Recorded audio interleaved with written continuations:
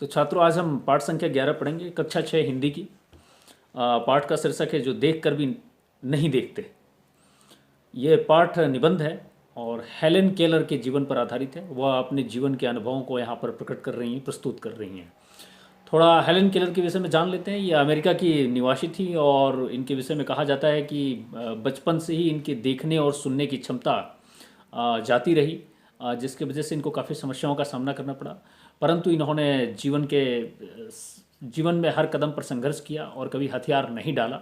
ये लगातार प्रयासरत रही, कोशिश करती रही और देखने और सुनने की क्षमता न होने के बावजूद भी इन्होंने प्रकृति के हर एक नज़ारों को महसूस किया है, अनुभव किया है और उसका भरपूर आनंद उठाया है। यहाँ तक कि उन्होंने एक बहुत ही प्रसिद्ध पुस्तक लिखी है, स्टोरी ऑफ लाइफ, जो कि बहुत ही प्रसिद्ध पुस्तक है। आपको अवसर मिलता है तो इस पुस्तक को लेकर आप पढ़िए। उनके जीवन पर आधारित है, उन्होंने स्वयं लिखा है यह पुस्तक। तो इस पाठ के माध्यम से वह बताने का प्रयास करती हैं कि चाहे जीवन में जितनी भी संकट आ जाए, जितनी भी मुसीबतें आ जाएं, व्यक्ति को हार नहीं मानना चाहिए, अपराजेय होना चाहिए, निरंतर प्रयास करना चाहिए और प्रयास के माध्यम से सब कुछ संभव है।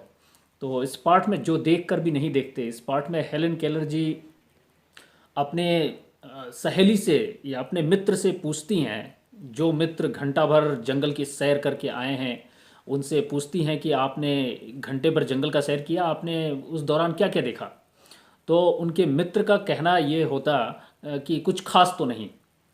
यह जवाब सुनकर थोड़ी निराश तो होती थी, परंतु उनको ज़्यादा महसूस नहीं होता था, ज़्यादा निराशा नहीं होती थी, क्योंकि वह इस तरह के जवाब सुनने की आदी हो चुकी थी, अभ्यस्त हो चुकी थी, उनकी आदत बन चुकी थी। क्योंकि जब भी किसी नेत्र वाले, दृष्टि वाले व्यक्ति से पूछती कि तुमने क्या क्या देखा, तो यही जवाब होता है, कुछ खास तो नहीं।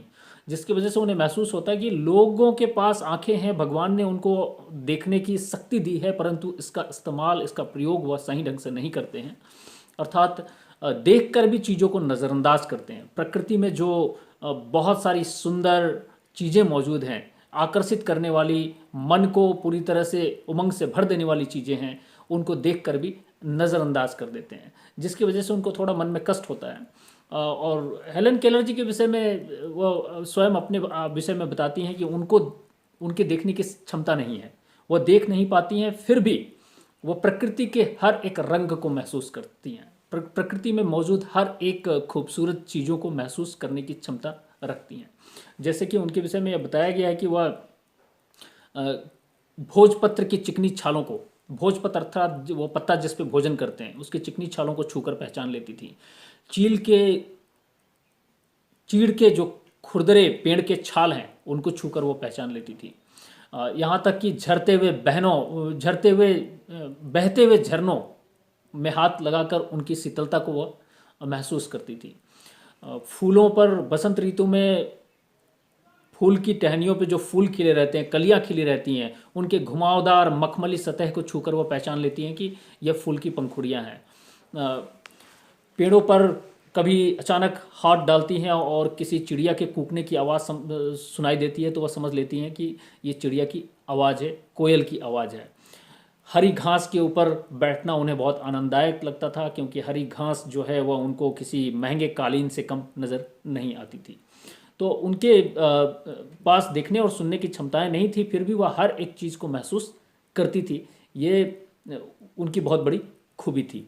और यह चीज़ वह आम व्यक्ति से भी कहती हैं। जिन लोगों के पास आंखें हैं, उनको तो भगवान ने बहुत बड़ा आशीर्वाद दिया है। यह भगवान की तरफ से दिया हुआ बहुत बड़ा तोहफा है, बहुत बड़ा नियामत है। उन्हें इसकी कद्र करनी चाहिए, इसका भरपूर लाभ उठाना चाहिए। अपने आसपास की जो प्राकृतिक सुंदरता है उसको देखना चाहिए। प्रकृति के जादू जिन्हें कहा जाता है, जिन तत्वों को, जैसे कि पेड़ पौधे, झरने, आसमान, चांद, सितारे, इन सारे चीज़ों का आनंद उठाना चाहिए और अपने आँखों की सुरक्षा पर भी ध्यान देना चाहिए, क्योंकि यह बहुत बड़ा तोहफा है, ईश्वर के द्वारा दिया गया। इसी तरह से ये पाठ समाप्त होता है।